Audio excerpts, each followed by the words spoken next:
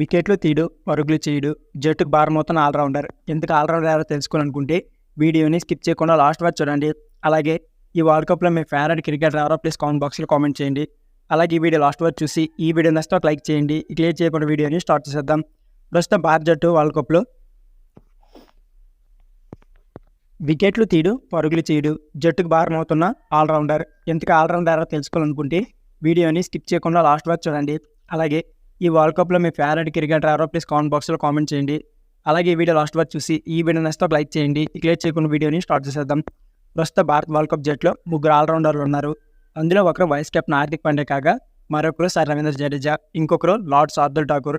ఈ లార్డ్ గురించే ఇప్పుడు నెట్టింట జరుగుతున్న చర్చ అంతా. జట్లు ఎందుకని మొహమాటం లేకుండా అతను ప్రశ్నిస్తున్నారు విమర్శకులు. అందుకు కారణం అతని వైఫల్యం. వచ్చేది అరపర అవకాశాలు అంటే వాటిలో రాణించడం లేదు. ఒకవేళ అడపదరప రాణించిన టైలర్ నందర్ వికెట్లు, ఏడాదికి ఒక హాఫ్ సెంచరీ. ఇక లార్డ్ ఠాకూర్. భారత ఆల్రౌండర్ శార్దుల్ ఠాకూర్పై సోషల్ మీడియాలో జోరుగా చర్చ జరుగుతుంది. అతని ప్రదర్శనను ఎండగడుతూ ట్రోలర్స్ అతనిపై రకరకాల మీమ్స్ క్రియేట్ చేస్తూ షేర్ చేస్తున్నారు. శార్దుల్ మ్యాచ్ ఆడుతున్నాడా లేక చూస్తున్నాడా అంటూ వ్యంగ్యంగా కామెంట్లు పెడుతున్నారు. తుది జట్లు అతను చూస్తుంటే మ్యాచ్ పైన ఆసక్తి తగ్గిపోతుందని తమ గలాన్ని వినిపిస్తున్నారు. ఇప్పటి వరకు 2 మ్యాచ్లు ఆడిన ఠాకూర్ ఒక క్యాచ్ పట్టగా బౌలింగ్లో ఒక వికెట్ తీశాడు. ఇది అతని ప్రదర్శన. ఆఫ్ఘనిస్తాన్తో జరిగిన మ్యాచ్లో ఒక వికెట్ తీసిన ఈ ఆల్రౌండర్ పాకిస్తాన్తో మ్యాచ్లో ఆ మాత్రం కూడా రాణించలేదు.